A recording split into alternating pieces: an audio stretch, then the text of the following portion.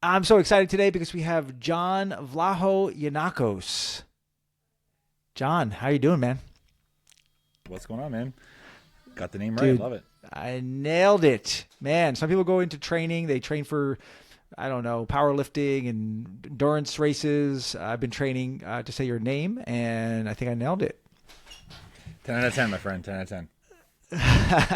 Well, John's an interesting guy, which is why I'm having him on. He's got a lot of cool things going on and that we're going to talk about. And I actually did not share a bio for you, John. So why don't we just kind of jump right in and tell us a little bit about your story? Man, how much time you got? Yeah, yeah. Yeah, so my name is John Vlahogiannakos. Born and raised Toronto, Ontario, Canada. Not sure if you have any Canadians on the podcast yet, but maybe I'm your first. Maybe I'm not. It's possible. Yeah, there we go. Yeah, I mean, grew up playing hockey. I always joke that that was my first love. And, Greek background. Spent a lot of time with my grandparents growing up. I love food. We love food. So, puberty hit me kind of hard is how I like to put it. Struggled with a bit of weight gain throughout high school. But that's really kind of, whenever someone asks, that's really where my fitness kind of journey, in which led to my career, kind of started.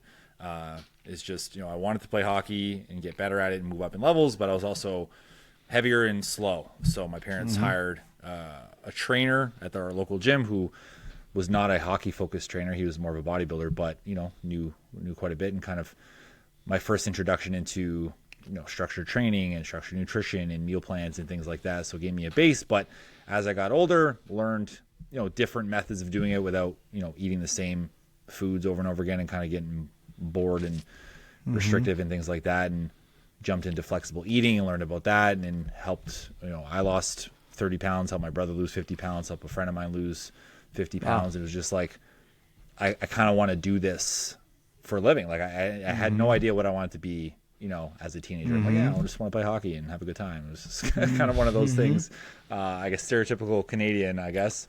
And then it was just fitness kind of fell in my lap of like, I loved what this did for me in my life, and I want to help people, improve theirs and help them honestly avoid some of the nonsense that I kind of went through, as a teenager, as a young adult, and just trying all the, the supplements that don't work and the extreme diets that don't work, and just the things like that. And yeah, that was goodness. I started Strong John Fitness in 2016.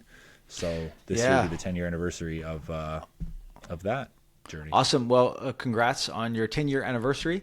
How did that look when you started it? Was it offline, online, hybrid? Did it evolve over time? I'm assuming it did. Great question. Yeah. So I started as an in-person trainer at a big box gym. But at the same time, my wife is pregnant with our first child. So I was like, well, and then she had said child, and I missed a lot of time at home. And I was like, well, I don't know if I want to be in the gym all the time. This kind of sucks. Like I'm missing such big marks in time with my first son. And then I learned about online training. It's always a shout out to John Goodman, because he's the godfather of sorts. So I took the Online Trainer Academy back in 2016. I was like, cool, like I want to do online training. I really didn't have any idea of what it was. But it was very much hybrid in the beginning. Like I had personal training clients at a different local gym where I was an independent contractor. I was seeing people in their condos or their homes. Like I would do a bit of traveling around Toronto here and there, just from the network that I built for my work. And then I stayed hybrid up until COVID, really, which is crazy that we're having this conversation today on March 12th, because Friday, March 13th is legitimately like 6 years to the day. Wow. Give me chills. Things shut down. And I was like, I know it's a terrible thing to say, but that was honestly one of the best things that could happen to me and my family. Was just, it pushed me to go all the way online. And then we moved cities, and it just became cool. Like the Strong John empire really grew from there, because I was able to devote my full time and effort to online training from 2020 to now. Yeah, a little nugget to pull out there. It's something that I think about. I'm sure other people think about it. It's kind of interesting. You just think of all these things that happen and like what they lead to. I can relate to that. During COVID, we were, I mean, not to brag, but we were crushing it. No, I'm just kidding. We were doing really well in our gym business in New York, before COVID. We did have some challenges outside of COVID, before COVID, about the year before, but we were doing really well. In fact, we were getting ready to open up our third location before COVID, and then COVID happened. And then at the time, it's like the worst thing ever. It's like, what are we going to do? All these changes, and then 6 years you said? Wow. 6 years. Man, 2026 is crazy. Yeah, right? It's crazy. So then 6 years go by, and now I don't know. I don't know what would have happened without COVID, but my life is so very different in a good way. I mean, we live in a different state. So many different changes. My whole business is different, and you just never know. What you think is really bad might not be, or you think is really good might not be. You just kind of adapt and roll with it, and that's cool. So at that point, you switched to fully online. And how does it look now? It's online now, but what else are you up to now? Yeah, so business is all the way online. It's been a bit of a transition of sorts over the last couple of years, where I'm still fitness coaching online, but I've actually been a mentor in an online trainer mentorship, which is helping fitness coaches build their online or their hybrid businesses. I've been a mentor since 2022. Now is that through the Online Trainer Academy, or is that different? Or it's like Online Trainer Academy, let's call it OTA, was level 1, and then they created OTA level 2, which I became a student in 2020 when they announced their first cohort. And then OTA 2 became OTM, so it became a higher level version of that in 2022. So it's interesting because I was a student and business really exploded, and I was like, this is great. And then I became a coach in level 1 for a little bit in 2021, and it really enjoyed it. It's different. It's different than fitness coaching, but it's not. The parallels are very evident of like coaching how to build a business and coaching someone in fitness. Spoiler alert, like showing up and doing the work consistently is kind of what you need to do. Wow, that's awesome. Yeah. But it's been a weird, I'll call it a weird 4 years. Cause I mean, if you asked me 10 years ago, do you see yourself coaching people how to build their own businesses? I would have looked at you with a blank stare. Like, I can't even build my own. I don't even know what you're talking about. And then for the last year, I've actually been head of marketing for the Online Trainer Mentorship. So it's a couple different roles that I'm playing, I guess, every single day, every single week. But it's been good. It's challenges, new things I'm interested in, stuff like that. Yeah, I can relate to a lot of that. It might be like asking you for your favorite kid, but which do you like better? I don't know, man. I mean, right now the marketing is probably the most fun because I have the most creative control over. Because you can kind of do different things. But I mean, with any type of coaching, you're problem solving. You're watching people kind of hit new levels, whether it's with their weight or with their business, and helping people unlock problems and things like that. So, I mean, either way, it's rewarding. And maybe it just depends on the day and what hat I feel like wearing on said day is the one I enjoy the most. Kind of a softball question here, but I have very little experience with online training. Kind of interesting. My whole career was 99% offline training, but now my current business is the opposite. It's about 99% online, so I can relate in that aspect. But the question is, how important is niching? Oh, very important. Very important. Like especially if you want to be a fitness coach, like I can speak to that. But if you don't know specifically who you're helping, then how are they going to know that you can help them? Like, I think that to me in a nutshell is why niching down is so important, because general advice is everywhere. We can dig like AI, like anyone can get any piece of information anytime at their fingertips for free. So having someone, if I was a consumer, if I was looking for help, I needed to understand that person specialized in what I need help in, and then I trust them, and then I get along with them. Like, to me, there's so many more layers to it, but it does start with like, who are you passionate about helping? Who do you love working with? That's where you got to lean into. Otherwise, you just sound like everybody else. That's good. And you can charge more. That too. Specialists can charge more. Yeah. 100%. The thing that I think about is, just to get on a little bit of a high horse, is I think a lot of people, like a lot of these principles that we'll talk about, and really that anybody talks about, they're they're not overly complex.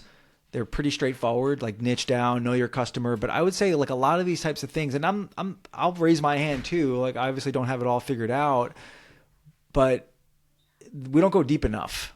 Like for example, if you're listening and I ask you like who's your, I don't know if you even like that word, who's your niche or who's your client, however you want to word it. Yeah, you might know a couple things. Well, yeah, I really like to work with, I don't know, men over 40 or everybody. Now everybody in the fitness world is the first trainer to work with people over 40. I see that everywhere. And it can't be true, right? Because everybody can't be the first. But yeah, it's good marketing and it's good to position yourself that way. But I would just encourage all of us to really think about that. Take some time, take a journal, and think about, who are the people that you serve. And if you have thoughts on this, John, I'd love to hear them. But for me, it's like, if I can just give you a quick exercise, you could, I have Post-it notes right here. You could take a bunch of Post-it notes or just a journal, whatever it is, and just write down all the attributes. And you think of the surface stuff. Yeah, they're a man or they're a woman and they're an executive. Those are like kind of basic, but like, can we go a little bit deeper? Like, what are the things that are important to them? What do they really want? You hear the phrase, like, what keeps them up at night? All that stuff is good, but even like their attitude, like what kind of, how do they look at things? Do they take responsibility? And yeah, you're probably going to go outside of your perfect client to some extent, but it's like anything else. Like I talk a lot about margin and I never thought about it that way. But if you start with like, who's the perfect client that I can become the expert in and I can really pay attention to, I could really solve their problems. Yeah. Then if I get somebody that's a little outside of that, like there's a little margin there and I can choose to do that. Like I have one, because our team does bookkeeping. And one of the things is we want people that are responsive, because if we don't have the information, it's hard to help you. But we also get that John has kids and a business and this and that. So we're not militant where it's like, oh, you didn't get back to us, like you're fired. But that's just something that, that's important. I'm sure you probably do that kind of thing in your program. But as far as, I don't know, I'm a former hockey player and I like to work with hockey players. It's probably a little bit more than just that when I'm kind of figuring out who I'm looking to serve. 100%. You need to know, one of the exercises I run with students, and this works both from a content creation perspective, but also it doubles down on who are you helping, is like write out a day in the life of your ideal client, of your client avatar. Like, who is the person, and walk me through top to bottom. What are they feeling? What are they doing? Are they eating? Are they not eating? Like, what are the actions? What are the things that keep them away from the gym? Or like, the more detailed, the better, because if you know the person through and through, and yes, there's going to be some margin and some, outliers here and there, but I know that my client avatar for the longest time is parents. And after the kids go to bed, the pantry door swings open and it's like, cool, I'm starving because I barely ate today. How can I rummage through like a raccoon and just eat as much as I can, and then have my alone time without the kids that lasts too long, so then I go to bed too late and then I'm full. I wake up the next morning, I don't want breakfast, just a coffee because I'm still full, and then it's just I can keep going. Like that's the level of detail I think if you have that, marketing becomes easier, connecting with your clients becomes easier, and just building that business from there. That's, to me, is like a foundation, right? If you don't have that, you can know everything in the world, but you have no idea of connecting it to the other person. That's awesome. Dude, do you have cameras in my house? I think you're describing my I'm your client. We'll move on, but I'll just say this because I do feel passionate about this, because there's a lot of things like this where they're kind of basic, so we kind of ignore them because they're so basic. Like we kind of just like, oh yeah, like we kind of know it. I kind of know who I'm looking for, or it's on my website. We work with people over 40, but I would encourage essentially everybody listening, even if you've done this before, or you think you've done it before, like really do it. Like, I mean, don't rush it. Sit there, answer the questions, go deep, because it's all about clarity. If you don't have absolute clarity on who you're targeting, then how in the world could you even think about marketing? Right? It's interesting, right? Because you hear there's all the gurus out there. It's like, do this and do that and get 30 people in your gym and all this stuff. And it's like, let's start with like who we actually want because it's impossible to share a message with somebody that we don't know who they are. Yeah, you're not just kind of trying to get everybody also, right? It's like you want a certain type of people, whether it's a gym or online coaching business. Like you don't just want to work with everybody because you like working with specific people, maybe people who have the means to pay a higher rate. Maybe it's just you connect better with parents. Maybe it's just young dudes who want to get jacked. Like whatever it is, that's going to make everyone's life easier because they know you're for them, and then all right, cool. This is my scope. This is what I'm focusing on. So you can essentially disregard a whole bunch of other things that have nothing to do with your ideal person. Yeah, because you think about the limited time that we all have. If you're the average, and you could probably speak to this as well, you're the average online coach or the average gym owner, you do the same exercise John just did with his parents, his busy parents. You get up, whatever it is, right? The whole thing. You get up and you put your food in Tupperware and you're heading to the gym, or you're training your clients, you're texting from the bathroom, and it's like, okay, where's the time that we're going to do our marketing? Okay, you have this precious time, whatever it is. Like if you're lucky, you have an hour. Maybe you're really good and you have 2 hours, or maybe you have 30 minutes. And now during that precious time, I'm going to spend most of it chasing people that I really don't want anyway, but I haven't really taken the time to actually figure that out, because now I could see, okay, John is my guy. And now I'm gonna chase him in a healthy way, rather than these 10 other people that it's really just a waste of time. Good stuff. All right, so actually continuing on the marketing thread, I mean, why don't we talk about donuts? Yeah, what about them? How much time do we have here? There's this whole what's the word for this? Is it like a donut analogy that you use to talk about marketing? Oh yeah, the donut framework. Yeah. Yes. Yeah, I thought you were going to talk about donuts. Yeah, we can talk about the framework. Well, yeah. Well, what is your favorite donut? Let's start there. I hate and love this question at the same time. Like if we're not talking brands and stuff like that, if I could just like, it's honestly going to be sprinkles, as like maybe as stereotypical as it sounds, but it has icing and it's got some sprinkles. It's fun. You can kind of mix them up. To me, you can't really mess it up. There are other donuts, like if I'm going to certain places, I'll pick specifics, but if I had to pick one catch-all, it's going to be a sprinkle. Sprinkles, that's cool. We're going to get into the whole donut framework, at least from a high level. But I'm curious, before we do that, how did that? Unless it's impossible to answer this, how did that come about? Was it in the shower one day and you had the idea that? How did you end up creating a framework? Because I will say this too. Yeah, I will say that just a takeaway for everybody, myself included, and I can definitely be better at this. Frameworks are great because it helps. Because why did I ask John about the donut?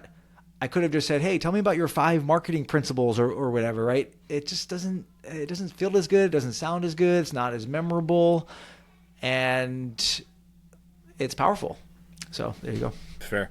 The donut itself came about. So when I was a part of OTA Level 2, Strong John Fitness was branded. It was red and black and white. Favorite colors, can't go wrong. But the letters are also, I don't think I have any logos here. They were very aggressive. Quick cuts, sharp, and the mentors at the time was like, A, you should work with parents because you are a parent now. Like, it just makes sense. And B, like, this is kind of harsh. Like, I don't know if moms are going to want to work with someone who's like, it just feels aggressive. You're also a big dude. Like, it doesn't connect.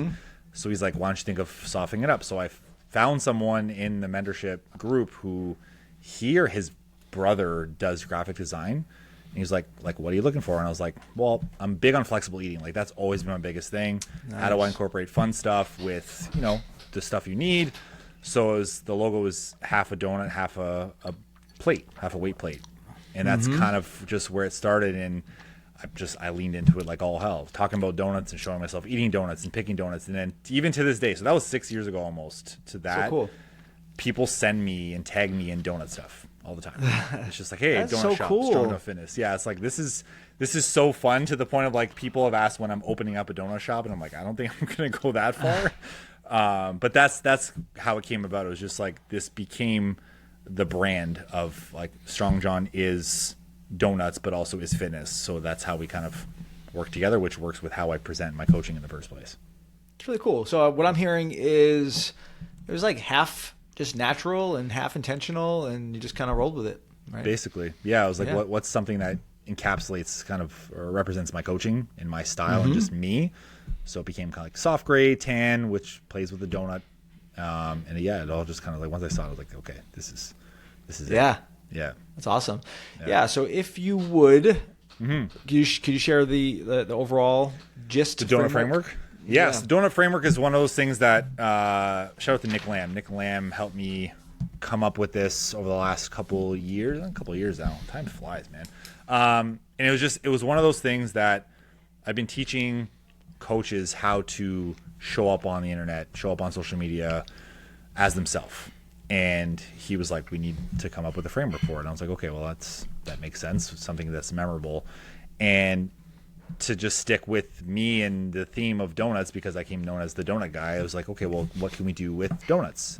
So the donut framework, after some iterations of it, was like, do we go acronym? Do we go visual? And visual wins every time, just because it's so much easier to remember. So there's 6 pieces, 6 layers, if you will, of the donut framework. And they all build off of each other in a sense, and it can be applied to many different things other than just showing up on social media. But the gist of it is, with the donut, we start with the core, right? The base of the donut, like, what is it? What type of donut is it? But the core is the why. Like, why are you doing what you're doing? Why are you showing up? Why are you a coach? Like, going back to that, why am I even here? Sometimes we need to revisit it every 6 months. Sometimes it's kind of ingrained, and it never leaves why we became, in this case, a fitness coach. So once you have that settled, cool, like you can build from there. So once you have, obviously, the core, goes to the icing. So the icing is that uniqueness. Like, what do you bring to the table that's different than every other fitness coach in the internet? Because there's thousands of them now. So for me, my icing became obviously donuts, hockey, hip hop music. I'm a family man. I have a sneaker collection. I have a hat collection. All these little things that people see about me that I don't necessarily talk about like up front, but you'll see me wearing a different hat, or you'll see me with a different pair of shoes, or you'll see me with a different donut. So it just becomes me. On the internet, people puzzle, what they think about the other person based on what's being shared. So to me, that's the icing, is you can control what you share about your personality. What are you into? Movies, music, etc. Beyond just being a fitness coach. Nice. Is there any thoughts on like not sharing certain things? Or is it just totally up to the person? Like, I've heard people say, like, don't share about your kids because you're trying to be a professional brand. You hear all different sort of. Yeah, well, I think so. Like, with the kids thing, I think that's up to each person and how they want, right? Their family on the internet. I never tell people, like, if you don't want to have your kids on the internet, cool. Like, that's up to you. But I disagree with, like, don't share personal things because you're trying to be a professional brand. I think the world since COVID will say too, like, especially now, human to human connection is way more important than ever. Even now, especially with all the AI slop that's all over the place, people want to be able to trust human beings. And I would argue that, I have no stats to back this up, but I would argue that the trust of corporations is on a steady decline over the last 5 years. So it's like, well, I can show up and put my logo as my profile picture, or I can put me, because people are going to work with me. They're not going to work with the logo. Or even if I am Strong John, people are working with John, not Strong John Fitness. So it's like, share what you're comfortable sharing. If you're going through some stuff, maybe wait till you're past it and learn from it. Don't kind of, someone said, don't share the wound, share the scar. That's so, like, good. Wait till you're kind of out of it. Yeah, I was like, oh, that's really good. But it's always like with sharing personal stuff, some people are very much like, they're not comfortable. Share what you're comfortable with. If it's surface level, like your favorite foods, your movies, your music, you do not have to get into the nitty gritty of all the details of your life. That's not a requirement, let's say, but enough to get people to trust you, so they know. That's good. Good. I know we got to get through the 4 other parts of the donut. So this is related to another part. You can pass for now. Sure. But you also hear the argument of maybe it's kind of a softball question, but be bold rather than, like, for example, I don't know, I'll just make up a weird example. Like, kettlebells, must be part of your program or it's garbage versus, I don't know, they're all kind of good. Like, there's like, we think of like the really famous people, like oftentimes they're very bold with what they say. Like I think of like the finance world, like you have Robert Kiyosaki on one hand, who says that if you don't leverage yourself to the moon, you are a fool. And he will say that over and over and over again. I couldn't disagree with that more. He's doing a little better than I am, by the way, right? He's very bold with that. And then on the other hand, you have maybe like a Dave Ramsey who would say, if you borrow a penny from somebody, you are a fool. And they're both successful in their own right, both saying the polar opposite thing. And I think the commonality is the idea that they're both bold about it. I don't know. Yeah, I think, yeah, so this definitely falls within this part of the framework. I think I often refer to content as like, don't be vanilla, right? Like I think it's very easy in today's social media scope to almost be afraid to say certain things, in lieu of like being canceled or whatever. Like I think people attacking you in the comments. I mean, I could say with pretty clear confidence, like unless you have 50,000 plus, 100,000 plus followers, like you're not going to get canceled. You're going to be just you're fine. Yeah, it's going to be okay. But I think like the being bold, I think is important as long as it's authentic to you and your values as a coach. Like I don't think you need to go out and just call stuff out just to call stuff out and kind of like attack noise with noise. But if it's like, if I don't believe in eating chicken and rice every day to see results, then I'm going to say that because it's crucial to my clients' results, how I see fitness coaching. If you want to go shirtless in a grocery store and kind of do that, like some of the other guys who shall not be named, like go for it. If it's you, I think that's the biggest thing is like be bold. If you stand for something, stand for it. Don't attack people, attack principles if you want. But make sure you're not just like faking it and copycatting, because then you come across as a real kind of douche because you're just copying it. It's not you. Like if you show up as someone else on social, someone likes that and they want to sign up, and then you're completely different in your first call. Like, well, it's weird. That's not gonna help. Yeah, it's weird. It's not gonna help you at all. So I think being bold is good if it's authentic and you actually mean it. And you're not a jerk about it. That's good. A caveat. That's good. All right, so we got the core, which is the why. We got the icing, which is your uniqueness, and then we got my favorite, the sprinkles.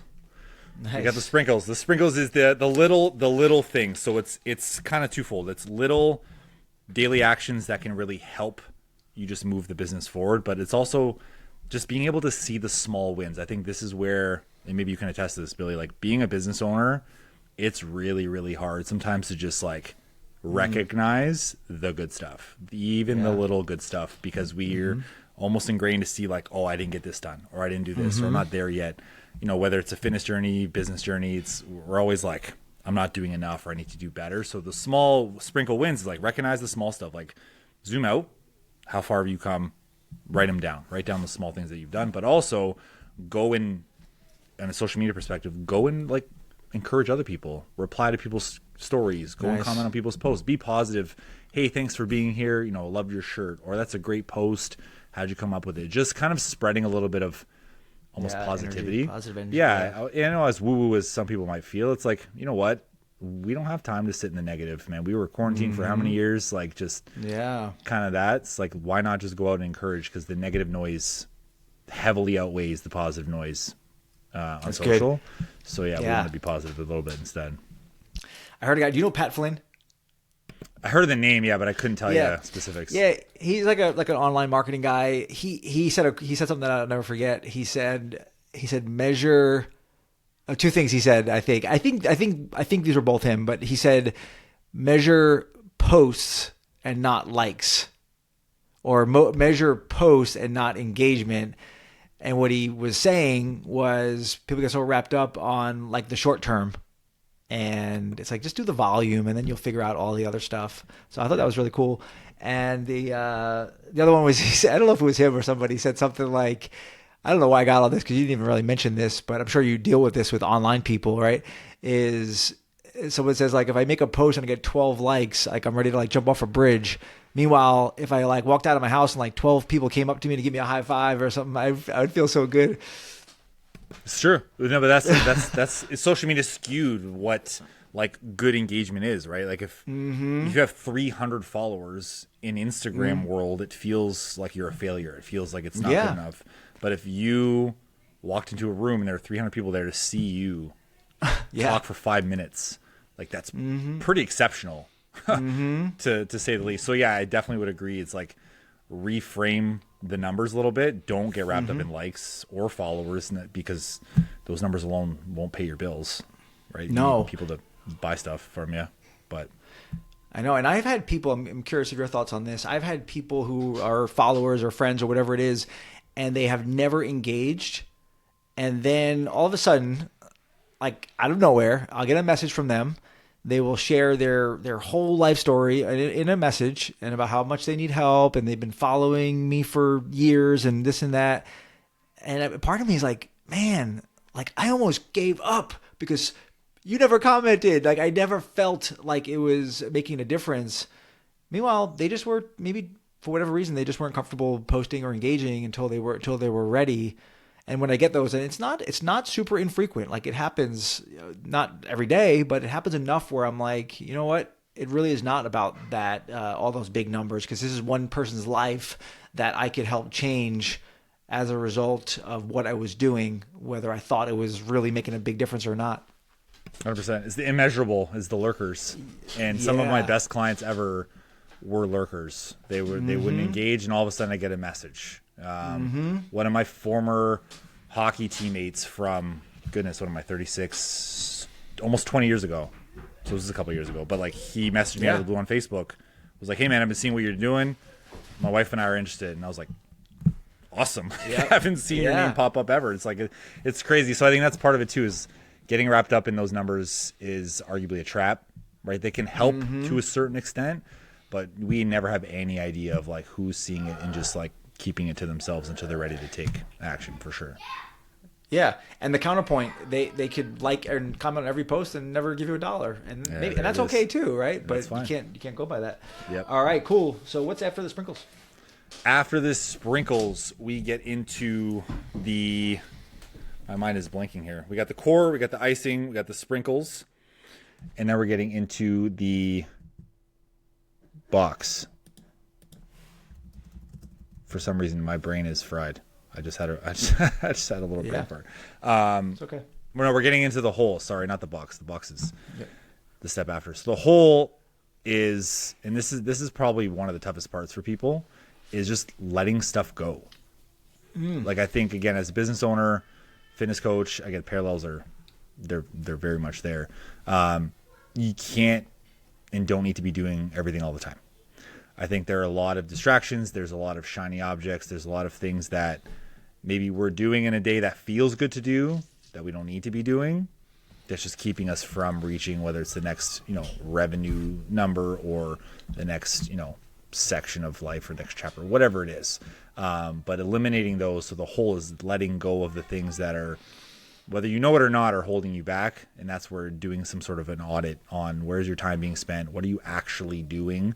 And are these things moving the needle? So from like a fitness coach who wants to, grow their business, analyzing their analytics and looking at all the engagement numbers is a waste of time 95% of the time, because like those numbers, generally speaking, will not lead to clients. It'll tell you, how much of the internet like your stuff, are people watching it a couple times. But like I've told a story about a client I've worked with, like he tracked his numbers for 30 days and I told him that it's not a good idea, and he did it anyways. So at the end of the 30 days, I was like, so what did you find? And he was like, I didn't find any. There's no pattern. There's literally not, like I tracked watch time, trending audio, no trending audio, reel length, this, that. I'm like, cool. I'm like, you went through it, now you know. It's just like that's a waste of effort. So, if you're listening to this, it's like, be honest with yourself of like, what are you doing that you don't necessarily need to be doing, because it's really not helping. It's like little busy work. That's not moving the needle. Yeah, it's common in I work mostly with gym owners. I do have some online folks, but gym owners' common challenge or struggle is they get so, it's all businesses, right? Especially service businesses. They get so caught up in the business that they don't have time to work on the business. The whole Michael Gerber E-Myth revisited principle, and they find that they're trading their time for money, which I'm not against. I mean, I do that, right? I've traded my time for money all day coaching people, and it's all good. But at the same time, there's a lot behind this that we don't have to get into, but they Sure. get to the point where they're not leaving time to do some of the other stuff. Same issues, I'm assuming, with online businesses. I'm coaching people all day. Now the pipeline doesn't get full because I'm not able to keep up with some of the other stuff. Yeah, 100%. Yeah. I mean, part of the whole and like the letting go section is sometimes it's just like automating or delegating work. Like there are things that you don't need to be manually doing anymore. And that's one of the biggest things we focus on with online coaches is like, if your onboarding for each client takes 2 hours, how are you expected to grow your business to 30, 40, maybe 50 clients when it takes like that's too much time where you can spend maybe 2 hours setting up one automation to handle that portion. And then every time you get a new client, you've saved yourself 2 hours, give or take. Like that's some of the big stuff that I love kind of unlocking in coaches, because it's not that you don't have to coach anymore, or I want you to coach less necessarily, but it's like there are massive time sucks that don't feel like it because they're like, oh, it's 5 minutes, oh, it's 2 minutes, like, oh, it's, and then all of a sudden it's like, oh, it's 2 hours later and you haven't really done anything productive that could have been done for you. It's all the same stuff. Everything like mirrors everything else, right? It's like the same. It's the little pockets of time. It's the marginal gains. There's so many of these things that apply. Yeah. It's good stuff. All right, what's after the whole? So the whole, we got what's holding it all together. So it's the box. So what is holding the donut or the donuts together? And it's the box. It's the structure. So in this case, again, with the fitness coach analogy, if you're trying to grow online, like, what structures or systems do you have? Are you just kind of making random pieces of content? Do you know who you're helping with your content? That's another piece. Like, do you have a system for that? Do you know what are their pain points? What are their desires? Do you know what they like? What kind of content are they going to engage with? Like, that's maybe just a content system. Like, do you have a delivery system where your onboarding doesn't take 2 hours, or when are your call schedules with clients? When are your sessions if you're doing them? When are the check-in days? Like, do you have a way to set up your week where you're not just doing everything all the time? So that way you're like at a 12 out of 10 stress. And then again, it just goes back with like, if you're doing all the things all the time, you really have no time to grow because you're you're in the business 24/7. So structures can keep you accountable, can keep you consistent, just keep you on track. It just depends on what system that you need. Yeah, one of my mentors says you're too busy to make money. That's great. That's a great quote. Yeah. I love that. It's true. Yeah, you're so busy, you can't do it. Yeah. That's funny. This might be a little on the spot here, but give you a second to think about it. Sure. You've been an online coach yourself and working with a ton of them. What would you say, like, what jumps out at you when I'm like, what are, like, let's say 3 of the common traits between like those that are successful, whatever that means, versus those that don't quite get there? What are the things that jump out at you that they're doing? Oh, like the biggest difference makers between them? Yes. Sure. And you could even answer it in the reverse way, like either or. Like, what are the things that are making people do the best, and what are the things that are kind of sabotaging them the most? Yeah. Well, I think the number one biggest difference maker between, let's say, a coach who maybe is making $2,000 to $3,000 a month and they really want to grow, maybe it's $8,000 plus a month, whatever it is. We'll use that as the gap. Is they're not having enough conversations. That's like good. I think one of the biggest mistakes, whether intentional or not, and a lot of times is an intentional avoidance, is they'll just post content and it's Field of Dreams after, right? Okay, I posted it. People are coming. Yeah, people are coming, right? It's not honestly, and sometimes it's hard to have this conversation with people, and I've lived it and I understand it, and I have 5,000 followers, which for some people, like, that's a lot. For me, it's like, oh, it doesn't feel like a lot, but yeah, it's okay. Unless you have an audience of like 20,000, 50, like unless you have that big following that's already engaged, you will not have a Field of Dreams business. I can very much promise you that. You have to connect, like we just talked about 10 minutes ago, the lurkers. Like whether you have 5,000 followers, 50,000 followers, you're gonna have lurkers who need you to go out and say hi. Hey, thanks for being here. I noticed your name pop up on the notification of my last post about protein. Cool. Like, is that something you struggle with? Very simple.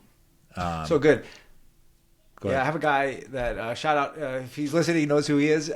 He just kind of connected with me on social media, but didn't mention anything, because that's the thing too with social media. You just never know where anybody's at, right? Like for whatever the field is, right? Like I have no idea if this person wants help with their fitness, help with their business, if they just think I'm cool. Like I have no clue like why they're connecting. They like jujitsu or whatever it is.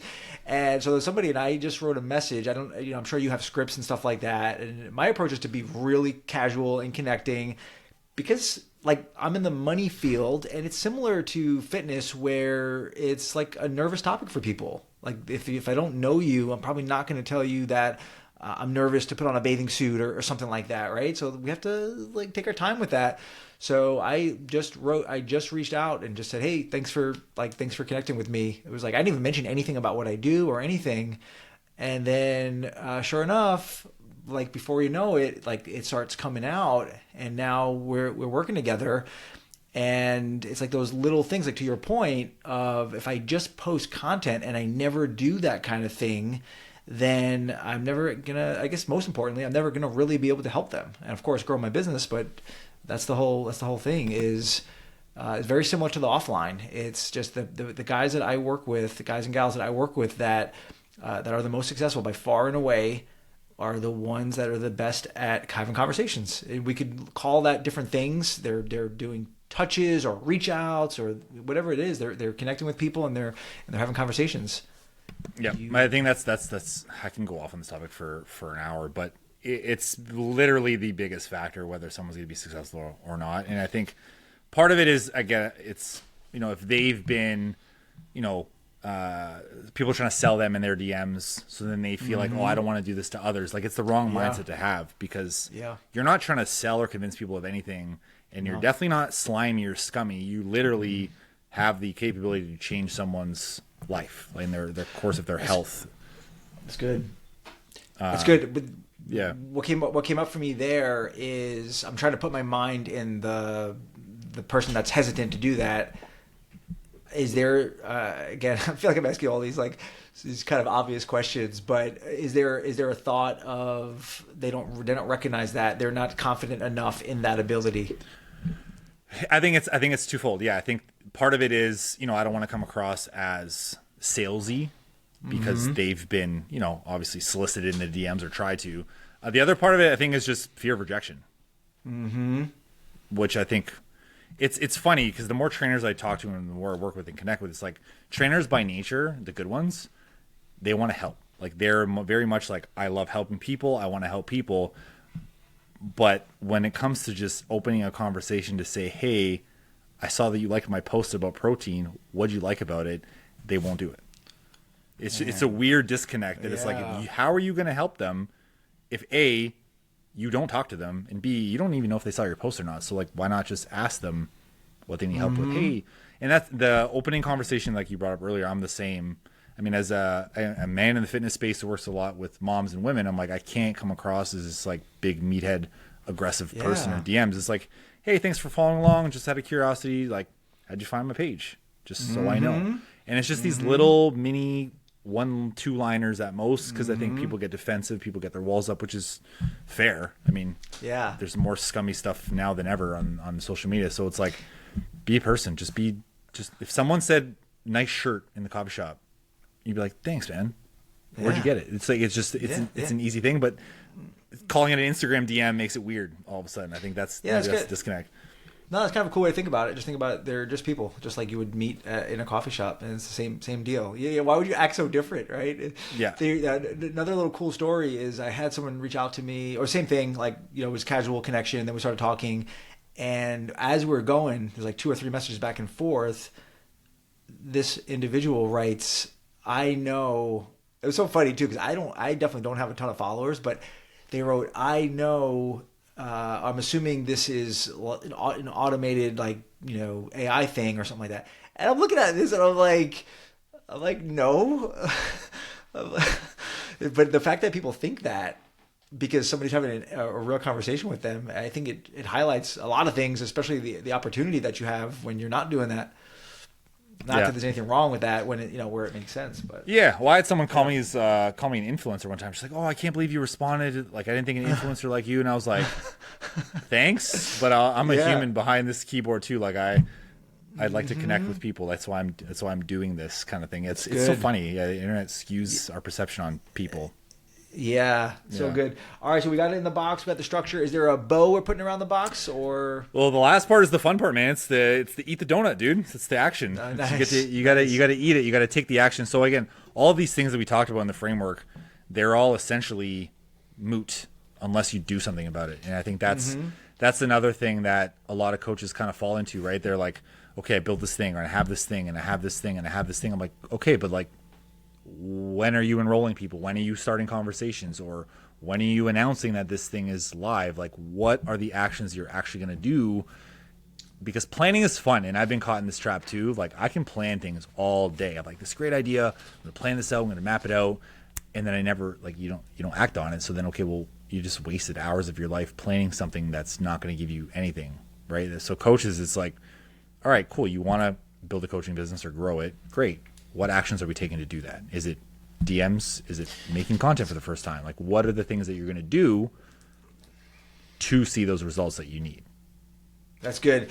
It reminds me of this. Reminds me, and I'm curious of your thoughts on this, because I don't want to just assume.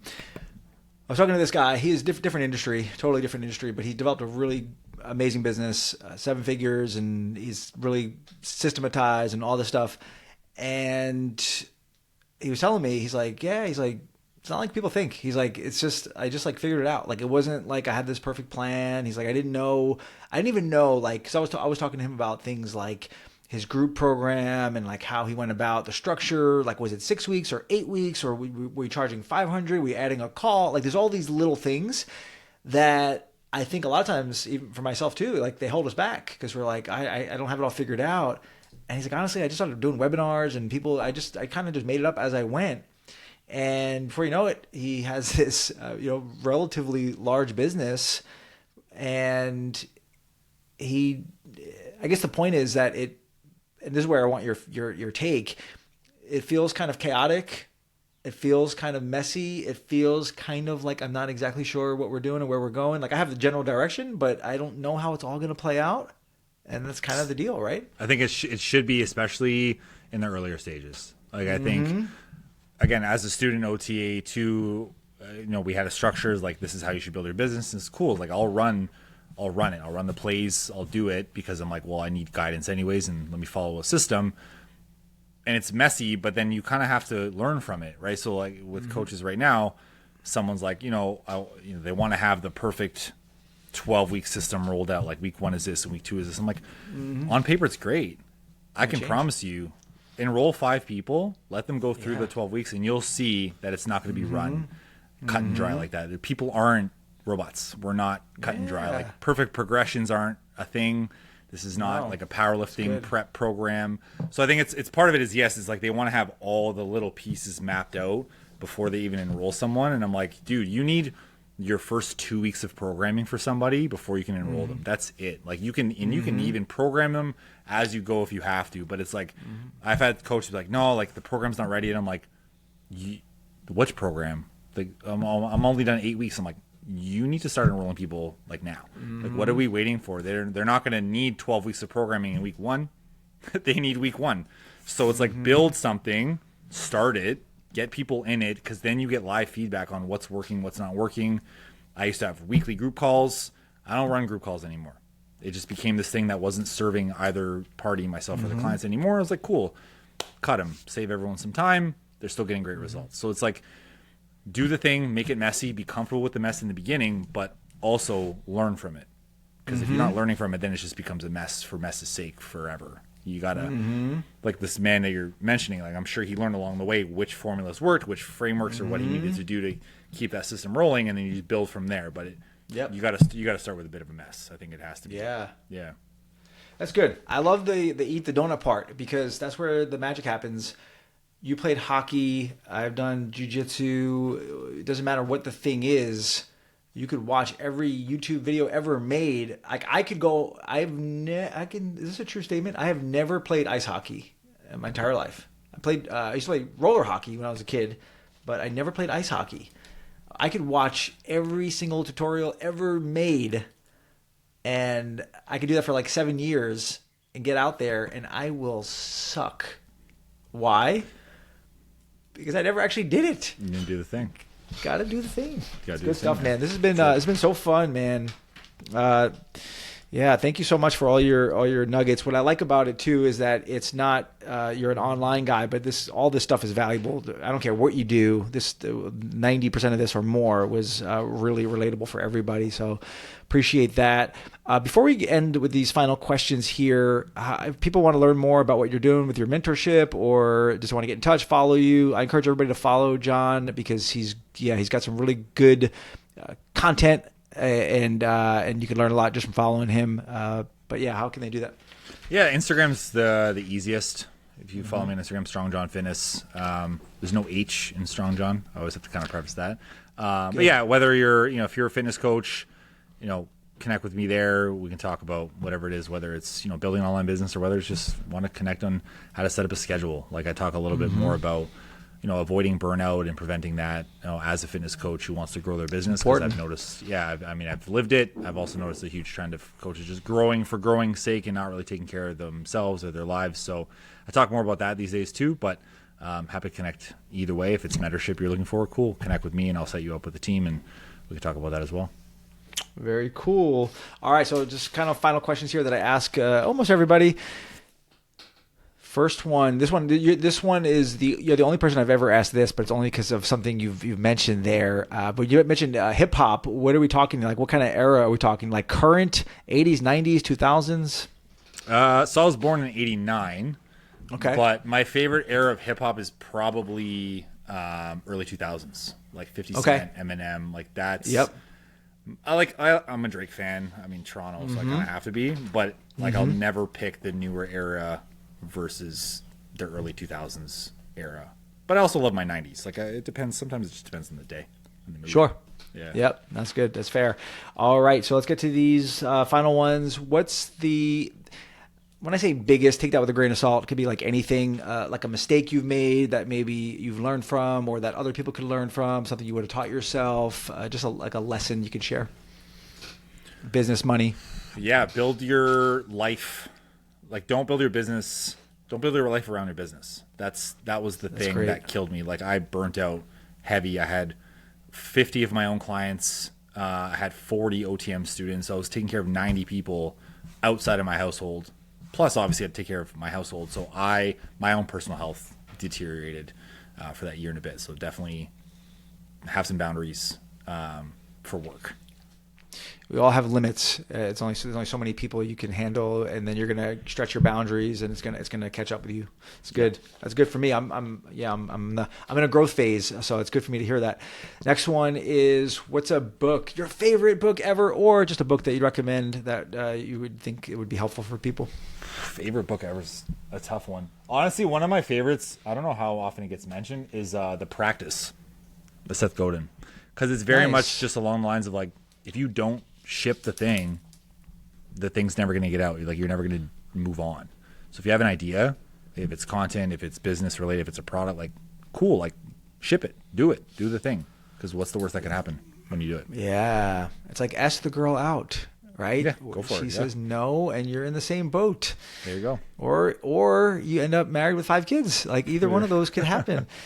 The last one is, what's on your bucket list? What's something you're excited about? Something that you just want to see happen? Maybe something you want to own physically, an achievement, an experience.